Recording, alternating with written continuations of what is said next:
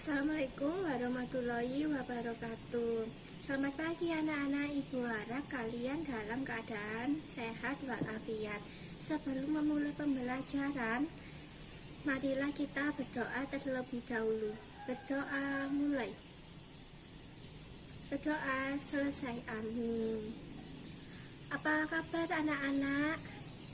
Ya, alhamdulillah kalian dalam keadaan sehat walafiat ya.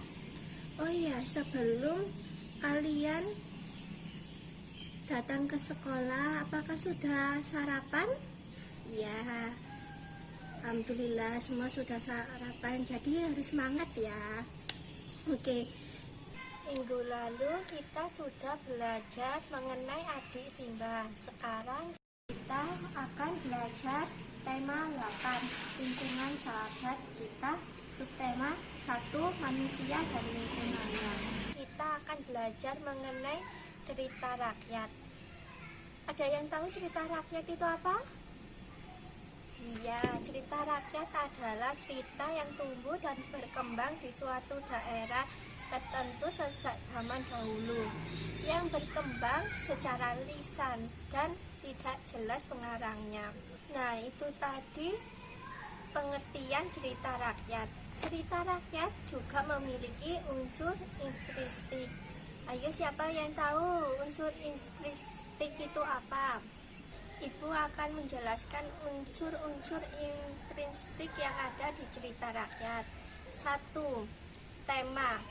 Tema adalah inti dari persoalan yang menjadi sebuah cerita. Seperti judul di cerita rakyat. Yang kedua, latar. Latar dibagi menjadi 3, yaitu pertama, latar lokasi. Latar lokasi adalah informasi pada cerita yang menempatkan tempat cerita tersebut atau berlangsungnya cerita tersebut. Contohnya, di rumah, di hutan, di sekolah, di desa, dan sebagainya. Yang kedua, latar waktu, yaitu saat terjadinya dalam cerita tersebut. Contohnya, dahulu kala, pagi hari, siang hari, malam hari, atau saat matahari terbenam, itu termasuk latar waktu. Yang ketiga, latar suasana adalah informasi yang menyebutkan suatu suasana kejadian dalam dongeng atau cerita rakyat itu berlangsung. Contohnya, rakyat yang hidup damai dan sejahtera, masyarakat hidup dalam ketakutan karena rajanya yang kejam, dan sebagainya. Tokoh merupakan pemeran yang ada dalam cerita rakyat, dapat berupa hewan, tumbuhan, manusia, para dewa, dan lain-lain. Tokoh juga dibagi menjadi 3 bagian. Yang pertama, tokoh utama. Tokoh yang berperan di cerita rakyat yang memiliki peran yang banyak, biasanya memiliki sifat baik hati. Tokoh utama biasanya disebut dengan tokoh protagonis. Yang kedua, tokoh lawan atau biasanya disebut dengan antagonis, yaitu tokoh yang perannya menjadi lawan di tokoh utama yang memiliki sifat jahat. Yang ketiga, tokoh pendamping atau yang disebut dengan tritagonis, yaitu keberadaannya sekedar pendukung di cerita rakyat itu. Alur merupakan tuntutan kejadian pada sebuah cerita rakyat yang memiliki rangkaian peristiwa, yaitu pada saat pengenalan atau pembukaan, pada saat pengembangan, pada saat terjadinya pertentangan atau konflik, saat pelarian Dan tahap yang terakhir yaitu pada saat penyelesaian. Secara umum, alur dibagi menjadi 3, yaitu alur maju, alur mundur, dan alur campuran.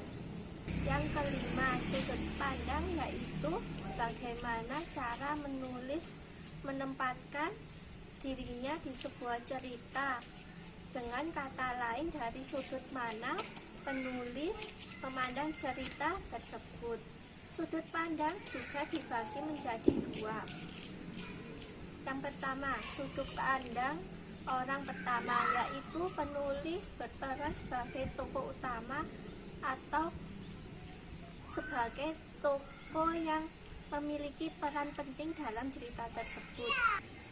Yang kedua, sudut pandang orang ketiga, yaitu penulis berada pada luar cerita serta tidak terlibat langsung pada cerita tersebut. Contohnya, penulis menjelaskan para tokoh dengan kata dia atau kata mereka. Dan terakhir, unsur estetik yang ada di cerita rakyat, yaitu amanat. Kalian pasti ngerti kan amanat itu apa?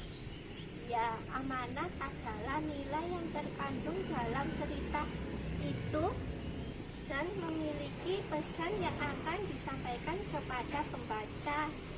Nah, itu tadi Ibu sudah menjelaskan tentang pengertian cerita rakyat dan unsur-unsur intrinsik yang ada di cerita rakyat.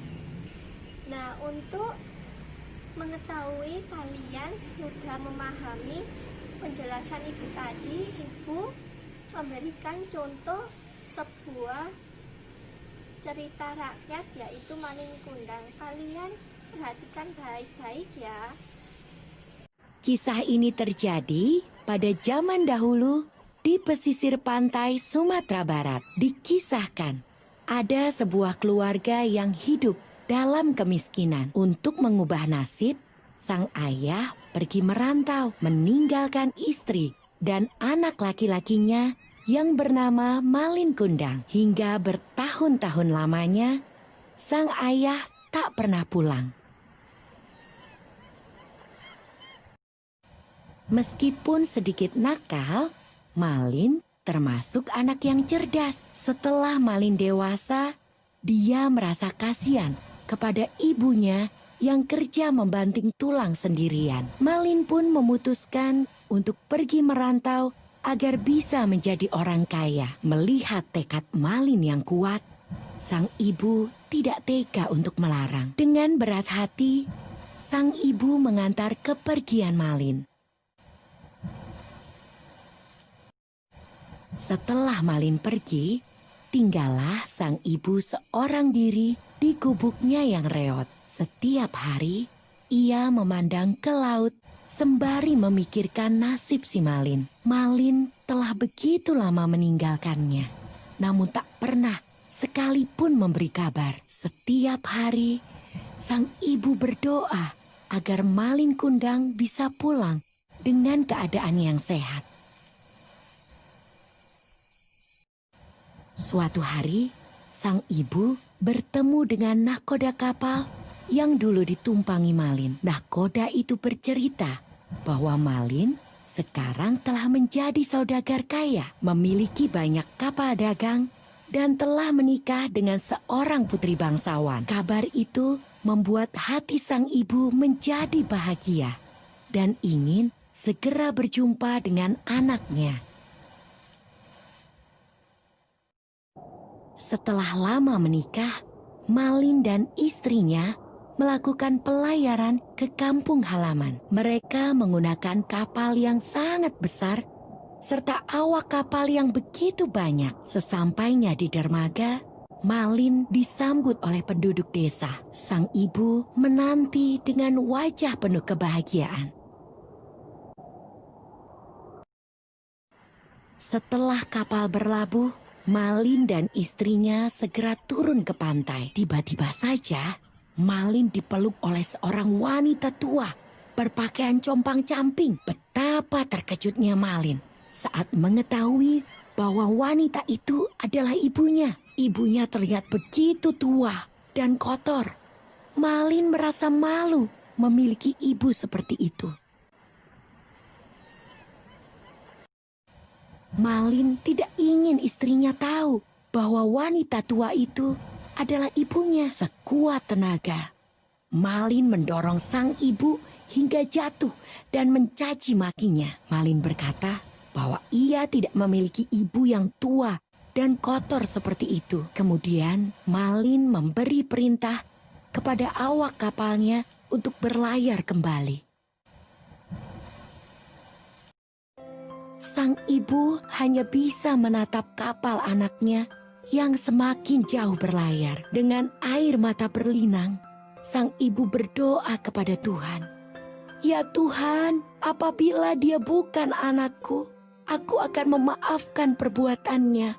Tetapi apabila dia memang benar anakku, aku mohon keadilan-Mu.